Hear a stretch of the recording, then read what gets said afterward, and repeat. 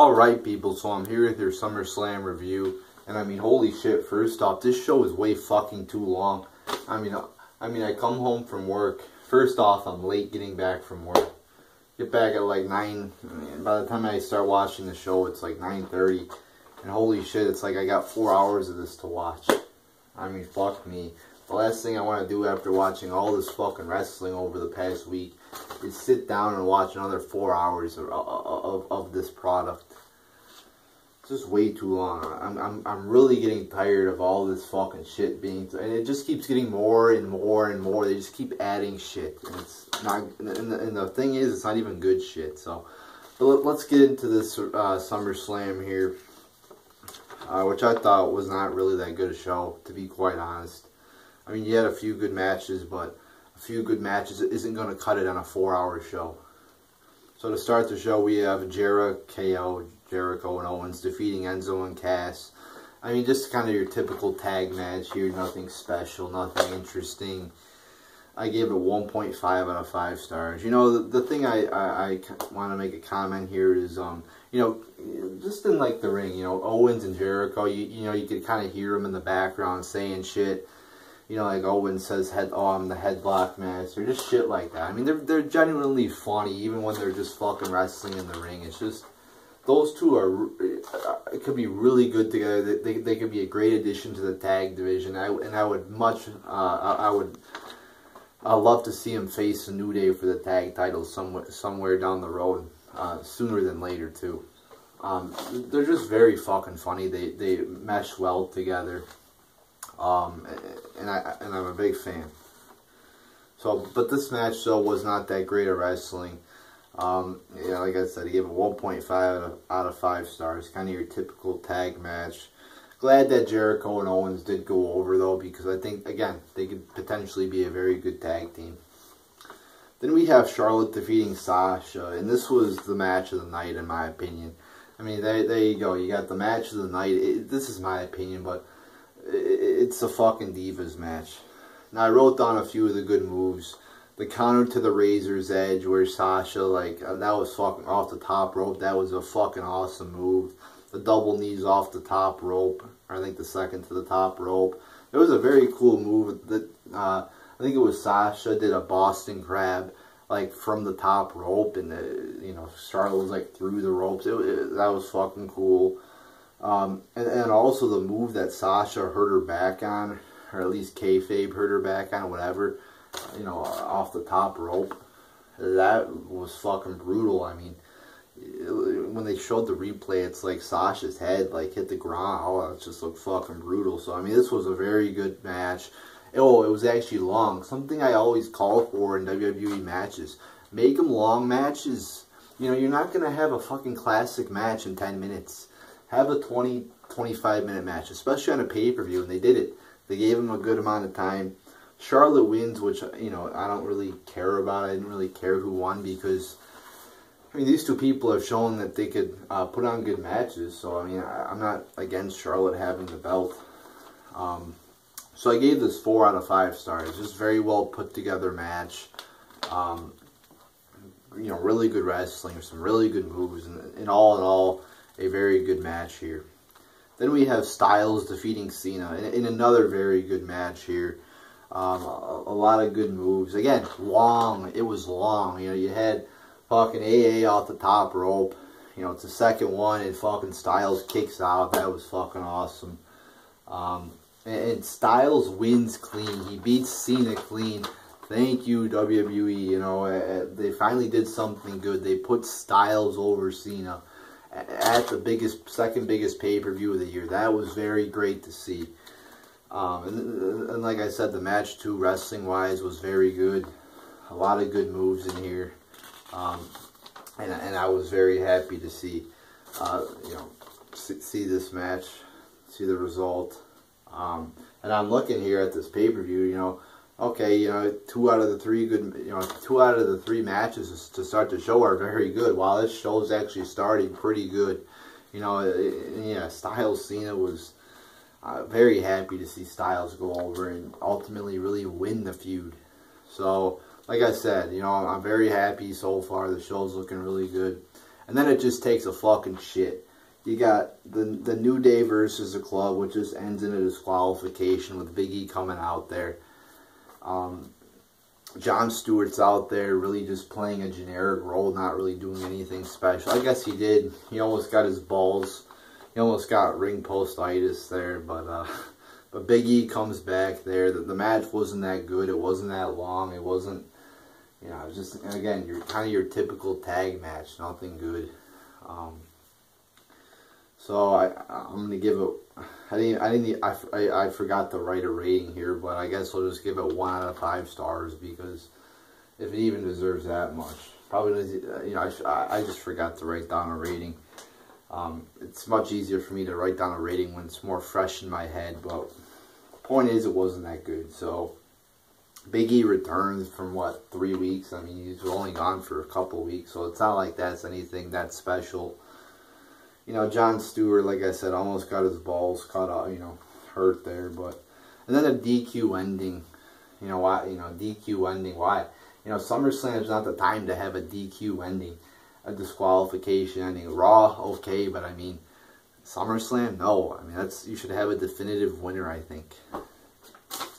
So not a good match there. Then we have Ambrose defeating Ziggler. And this match was very underwhelming. I expected much better from these two. I mean, they could have made it went a bit longer. I think it was only like 10-15 minutes. I think more like 15. But I mean, still, it's fucking SummerSlam. These guys have no excuse to go out there and put on a bad match. I mean, I gave it 0.75 out of 5 stars. You know, this is a time I was kind of getting tired. You know, again, this show is just so fucking long. I started going on my phone, and sometimes I do that. I go on my phone and I look back, and I catch most of the match, but I kind of half-ass it. So I actually, with this match, went back and watched it again, because maybe I'm thinking, okay, maybe I'm on my phone and I wasn't watching it properly, and actually it was good. But I went back and watched it again without looking on my phone a lot, and it wasn't good. It still sucked. Very underwhelming. Very disappointed in Ziggler and Ambrose here. You know, the crowd throughout the whole fucking match was just dead. I mean, they didn't really give a shit about it. And I gave it, like I said, 0.75 out of 5 stars. I mean, not many good moves in here. Maybe a couple. And very disappointed in this match. Then we have this match I was also on my phone for. You know, again, looking back and forth. But unlike the previous match, I did not go back and watch it because, I mean, it's a Divas division, and the Divas division is garbage. So it doesn't, you know, they're lucky I even, you know, watch it. They're lucky I even pay half attention to these fucking matches. And from what I saw in this match, it fucking sucked. Again, the crowd, I'm pretty sure, was fucking dead. And, we had Nikki Bella returns. Oh, who fucking cares? Nikki Bella is a piece of shit wrestler. She fucking sucks just like her retired sister, Brie Bella. You know, you got a lot of fucking fangirls out there going ape shit for Nikki Bella. Oh, Nikki Bella, I'm sure, you know, you got a lot of fucking people. Oh, Nikki Bella's back. Oh my god. You know, you got all those Twitter accounts, you know, shut the fuck up. I mean, it's like, you know, I guess, you know, you could have your opinions, but I mean, it gets annoying at some points for me.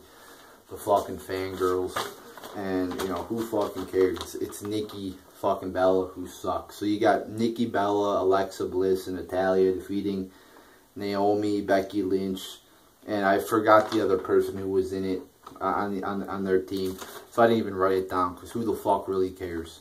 This match sucked. It was way too long. This had to be just as long as a Ziggler-Ambrose match. It felt like it, or at least pretty close. See, that's the problem. This should not be as long or nearly as long as the Ambrose-Ziggler match. This one dragged out. It was long, it was boring, and it fucking sucked, and it should not have even fucking been on this fucking card. See, you got a fucking 4-hour show, and then they have the audacity to put this shit in here. Just take this fucking match out and put it on fucking SmackDown. I mean, why the fuck does this have to be on here? There's no point to having this shit on here. So I gave it 0 out of 5 stars. Terrible.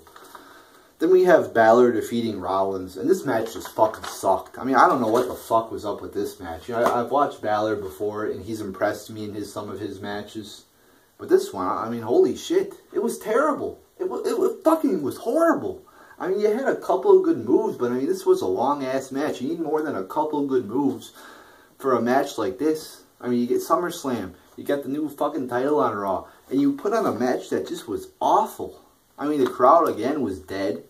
I'm pretty sure they were booing. And you know, they gave the belt to Balor. And to be quite honest, Balor really did not impress at all in this match. Balor was fucking terrible tonight. I mean, holy shit. I mean, I was defending this guy for the last month, you know, since he came onto the main roster, saying, you know, I watched some of his NXT matches, and I said they were good, but I mean, this match, he fucking sucked. I mean, he didn't impress me at all.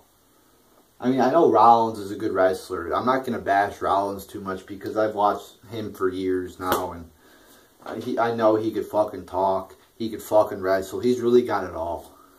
So they give the belt to Finn Balor, which I was disappointed. But give it to fucking Rollins. Give it to the guy who's been here for fucking 2-3 years. The guy who's, you know, on the main roster, been proving himself, been wrestling great matches, been cutting great promos. But instead they give it to fucking Finn Balor, who just came here. I mean, I'm pissed at that decision. And like I said, I gave the match a ½ star out of 5. And then randomly during the match, you got fucking Rollins putting on a submission on Finn Balor. And then they just go, oh, it's no DQ, so it doesn't count if the rope breaks. What? I didn't hear about that. I didn't hear about it being no DQ. When the fuck was that decision made? And then they don't even, okay, so it's no DQ. Where was the use of weapons? Where was the no DQ? The no DQ wasn't even used. Except for a fucking submission rope break. That is, you're dumb as fuck. So this match was just terrible. Then we have Rusev and Reigns not even having a motherfucking match. And I mean, on one instance, it's like, okay, they fucking build up to a match and they don't even have it. But I'm happy because it would have fucking sucked anyway. You know, so they just do a little bit of a brawl. I mean, there was a little bit of a, you know, pretty good spear at the end there that looked cool. But I mean, other than that, it's just a fucking random ass brawl. A fucking typical brawl, nothing special.